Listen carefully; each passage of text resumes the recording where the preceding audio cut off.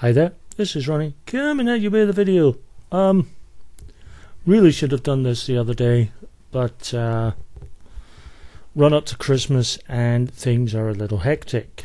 So apologies for the lateness of this video.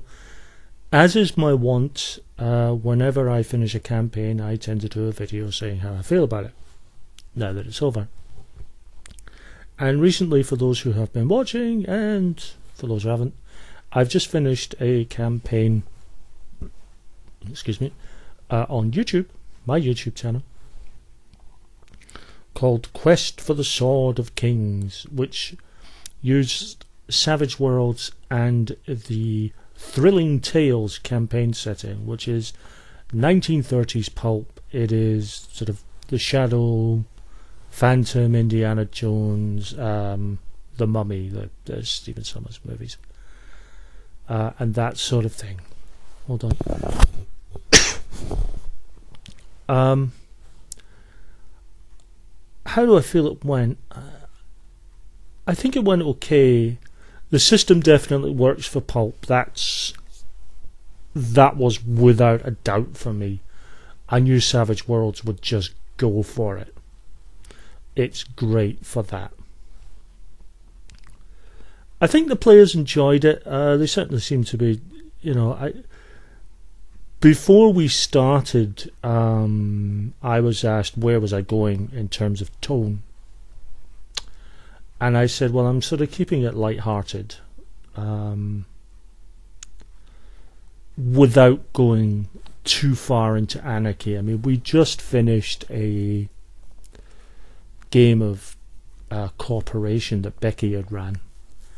And that was wonderfully, everything was turned up to 11, and it was lots of fun to play, because it was just wonderful anarchy, and it was great.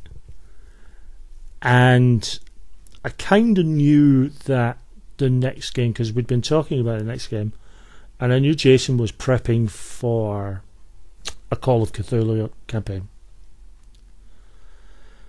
And he's really going for something really sort of, dark and a far more serious tone. So I kind of went midway between the two, I suppose. Rather than going cold turkey with Call of Cthulhu going serious, I sort of went midway, which I think suits that sort of 1930s pulp, that whole sort of Saturday morning serial style adventure. That's how it feels to me anyway.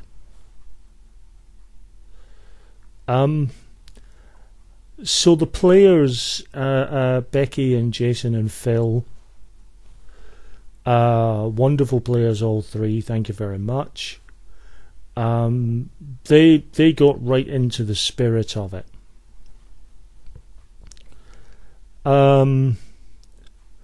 Thrilling Tales as a campaign setting is very good. I would always want a bit more stuff and a bit more information about things. But that's me being sort of nitpicked a little, I have to say. Nitpicking a tad with that. But it knows its genre and it knows what it's going for, so for me it worked perfectly well. I'm very happy with it. I will use it again. It was great. It did the job. I enjoyed it. I think my players enjoyed it.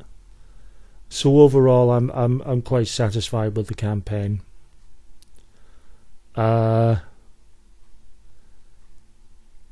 Next up for that particular group of players, as I say, is Jason's Call of Cthulhu campaign. That will be run on their channel. That is Pair of Geeks 2, which does the live plays.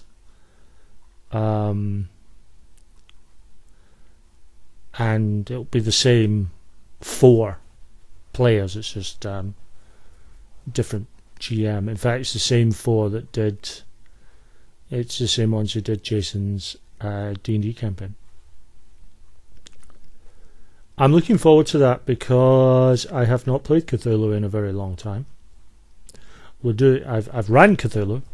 I've ran Cthulhu, Call of Cthulhu 4th edition. I've ran Shadows of Cthulhu, which is True 20 supplement.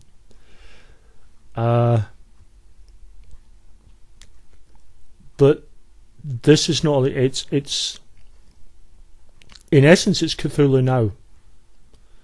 And what I mean by that is the first time I ever saw Cthulhu Now was obviously back in the 80s. And back in the 1980s when it first came out, it was set modern day, which was the 80s.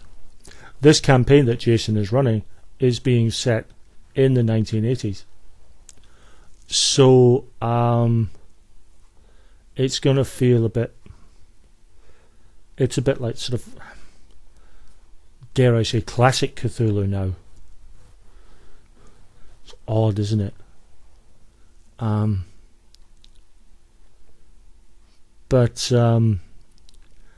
I'm looking forward to doing that, and a real change of tone as well. I think there will be some humour. I think it will be unavoidable. But I have a feeling there'll be far more. It might be far more gallows humour than kind of one-liners and zingers and so on. I think it'd be a bit more circumspect. But I'm looking forward to it. But I'm glad my Thrilling Tales campaign worked. The system works very well. I knew Savage Worlds would run pulp superbly, and I'm really happy with it. So thanks for watching, guys, and I'll be back soon with another video.